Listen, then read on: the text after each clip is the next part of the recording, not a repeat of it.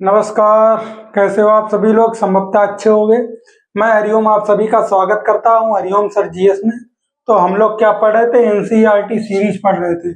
आज हम NCERT series में चैप्टर नंबर 7 क्लास 6 साइंस का पढ़ेंगे।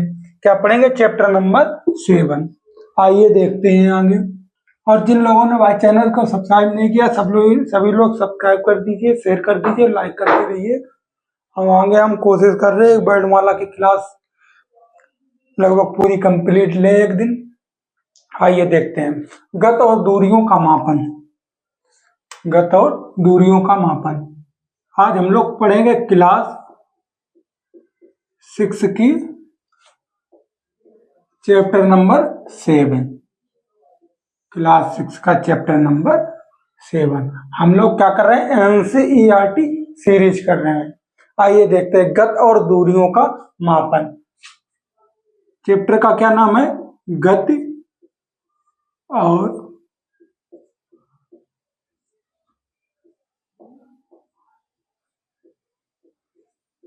गत और दूरियों का मापन।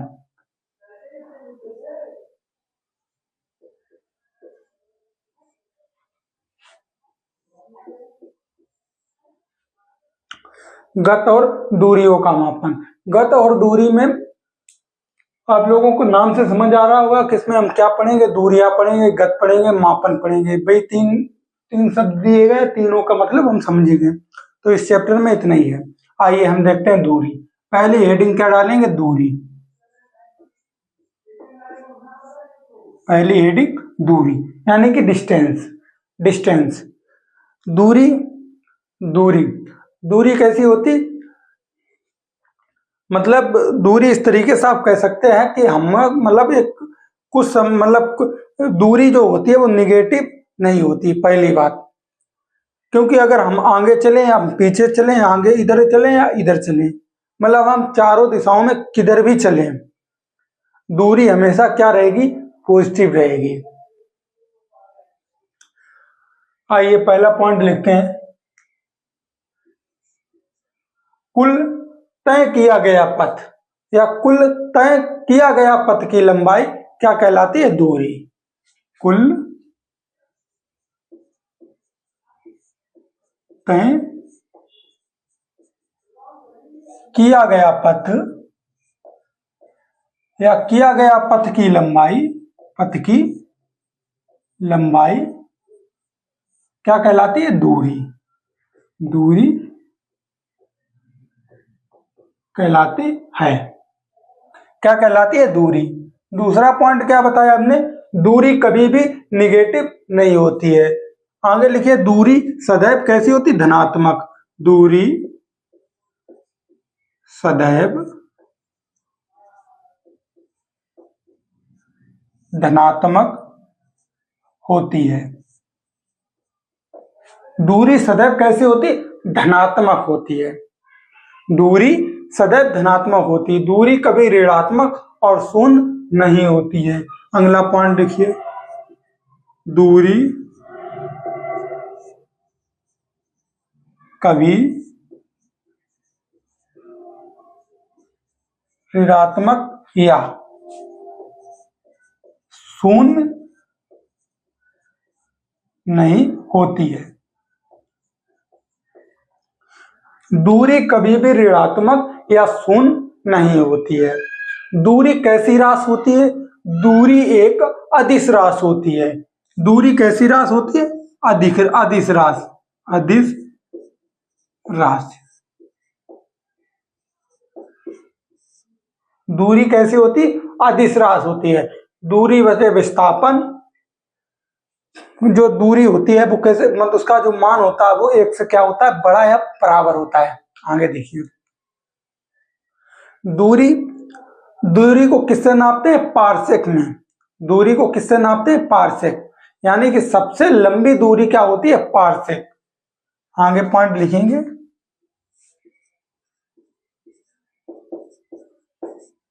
सबसे लंबी दूरी। सबसे लंबी दूरी क्या होती? पारसेक। पारसेक। सबसे लंबी दूरी क्या होती है? पारसेक होती है। पारसेक 3 गुणे 10 की घात 16 मीटर। कितनी? 3 गुणे 10 की घात 16 मीटर। 3 गुणे 10 की घात 16 मीटर। सूर्य एवं पृथ्वी के बीच की औसत खगोलीय इकाई कितनी होती? 1.5 गुणे 10⁻⁴। एक सेकंड, मैं थोड़ा कैमरे को देख लूं।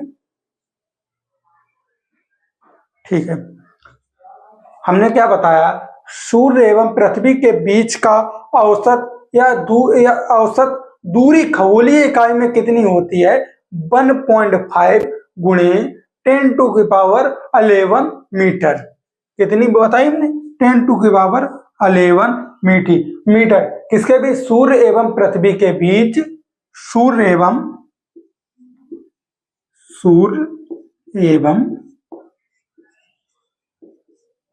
पृथ्वी के बीच सूर्य एवं पृथ्वी के बीच औसत दूरी खगोलीय इकाई, औसत दूरी खगोलीय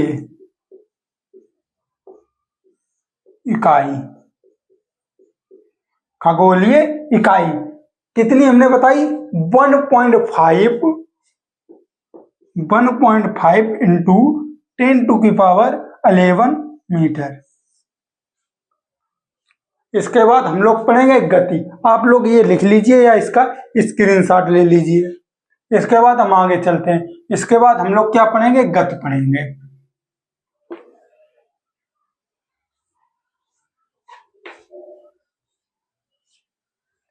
इसके बाद हम हेडिंग डालेंगे गति।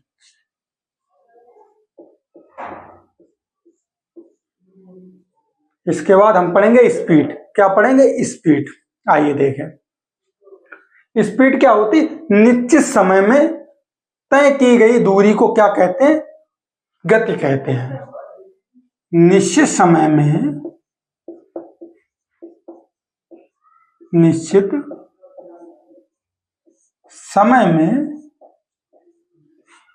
तय की गई दूरी को क्या कहते हैं? गति कहते हैं। तय की गई दूरी को क्या कहते हैं? गति। निश्चित समय में तय की गई दूरी को क्या कहते हैं? हम गति कहते हैं। और गति की जो परिभाषा है वो सर्वप्रथम किसने दी थी? गैलीलियो ने दी थी। गति की परिभाषा बहुत इंपॉर्टेंट ये क्वेश्चन है। जो गति की परिभाषा है, गति की परिभाषा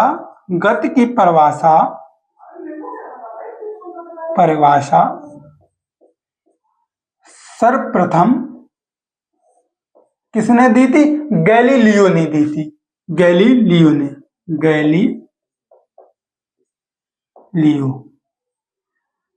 गति की जो परिभाषा है वो सर्वप्रथम किसने दी थी? गैलीलियो ने दी थी।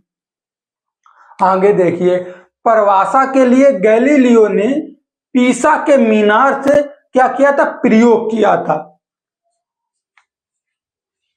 परिभाषा के लिए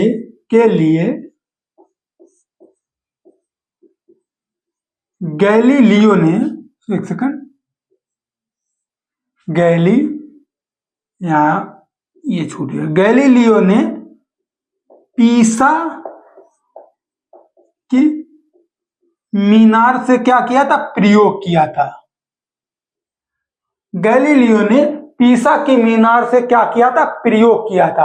और गति का जो समीकरण है वो गैलीलियो ने, गति का समीकरण भी गैलीलियो ने ही दिया। आगे देखिए, इधर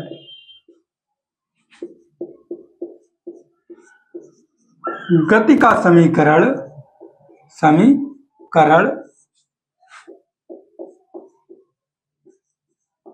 गैलीलियो ने ही दिया। गैलीलियो ने ही दिया।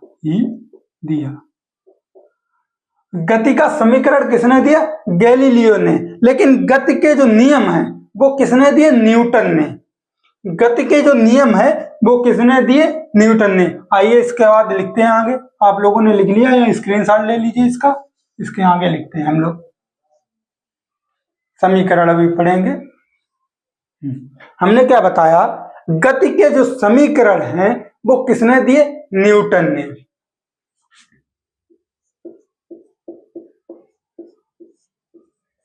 गति के समीकरण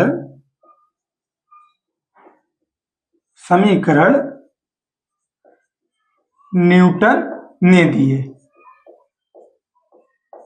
गति के समीकरण न्यूटन ने दिए, कब दिए, 1887 में।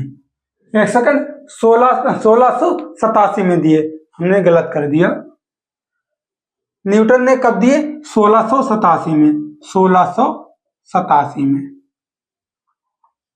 गति के समीकरण न्यूटन ने कब दिए, 1687 में। पहला समीकरण क्या दिया था न्यूटन ने, पहला समीकरण क्या दिया था, v बराबर u प्लस एटी, v बराबर u प्लस एटी।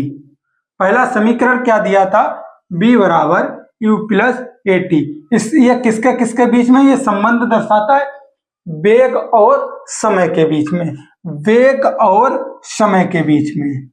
इसका जो संबंध है वो किसके बीच में है, वेग और समय के बीच में। दूसरा समीकरण क्या दिया था, यस बराबर U T plus half A T square, S बराबर U T plus half A T square, U T plus half A T square. और ये किसके बीच में संबंध दर्शाता है, विस्थापन और समय स्थिति के बीच में। ये किसके बीच में संबंध दर्शाता है, विस्थापन और समय स्थिति के बीच में, समय स्थिति के बीच में। तीसरा समीकरण क्या दिया था न्यूटन ने, तीसरा समीकरण क्या दिया था, v स्क्वायर बराबर u square plus 2as, v square बराबर u स्क्वायर प्लस 2as। ये किसके किसके बीच में संबंध बताता है, वेग और विस्थापन के बीच में। ये किसके बीच में संबंध बताता है, वेग और विस्थापन,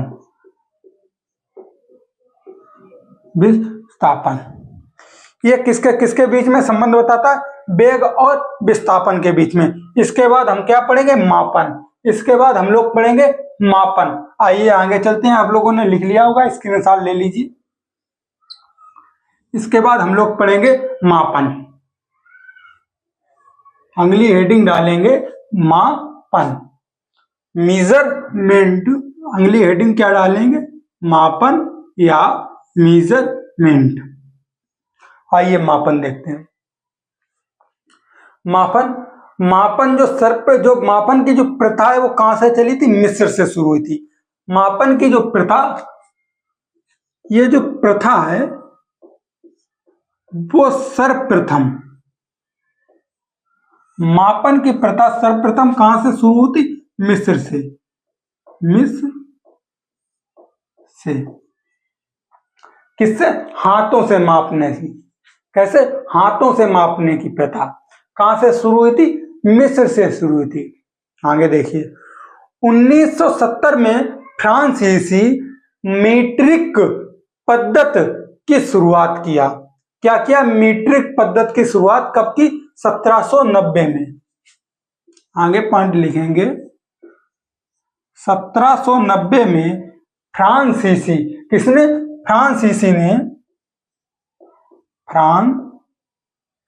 एक सेकंड, किसने की,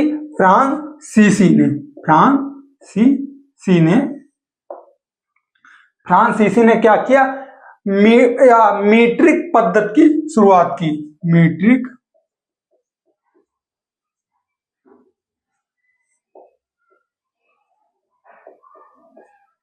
पद्धति की शुरुआत की। और एमकेएस पद्धति का, एसआई पद्धति का क्या किया, पूरक किया, मतलब पूरक बताया, पूरक माना जाता है। MKS SI पद्धति का क्या माना जाता है? पूरक। MKS मीटर किलोग्राम सेकेंड, यानी कि मीटर किलोग्राम और सेकेंड।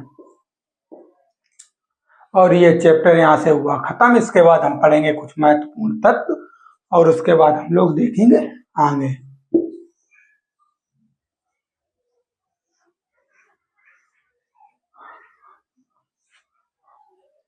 इसके बाद हम लोग पढ़ेंगे कुछ महत्वपूर्ण तत्व।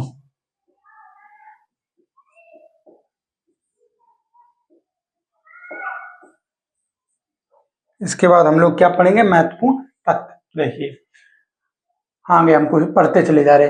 घड़ी की सेकंड की सुई गति किसका उदाहरण है? वर्तुली गति का।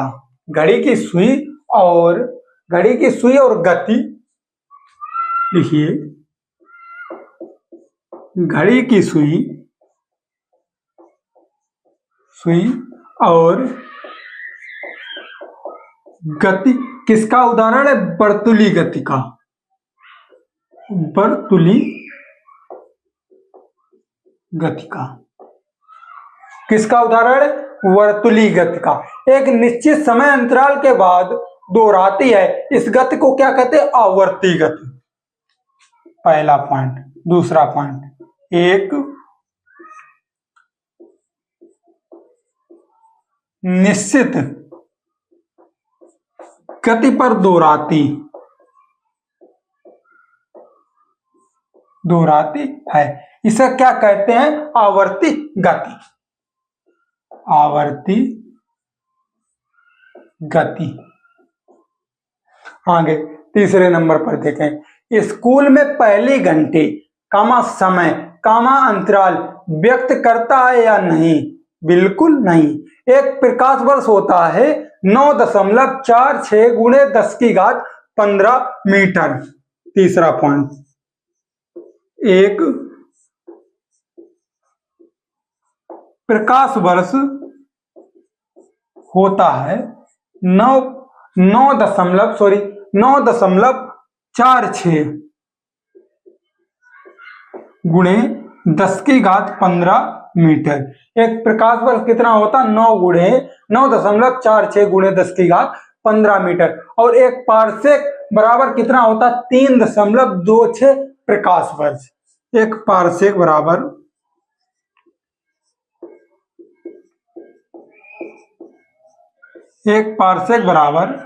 3.26 प्रकाश वर्ष। 3.26 प्रकाश वर्ष। एक पारसेक बराबर होता है 3.26 प्रकाश वर्ष, यानी कि 3 गुणे 10 की घात 16 मीटर। और ये चैप्टर यहां से हुआ समाप्त। इसके बाद हम लोग पढ़ेंगे चैप्टर नंबर 8 अगली क्लास में। चलिए क्लास को यहीं रोकते हैं, और जिन लोगों ने भाई चैनल को सब्सक्राइब नहीं किया, सब्सक्राइब कर लीजिए। धन्यवाद। और साथ बनाए रखिए, आगे चीजें आसान करती चले जाएंगे। अभी तो NCERT चल रही है, आगे हम TT का पढ़ाएंगे। थोड़ा TT में हम पोर्शन साइंस का कवर कराएंगे, आपको हिंदी कवर कराएंगे। धन्यवाद। चलिए क्लास को यहीं रोकते।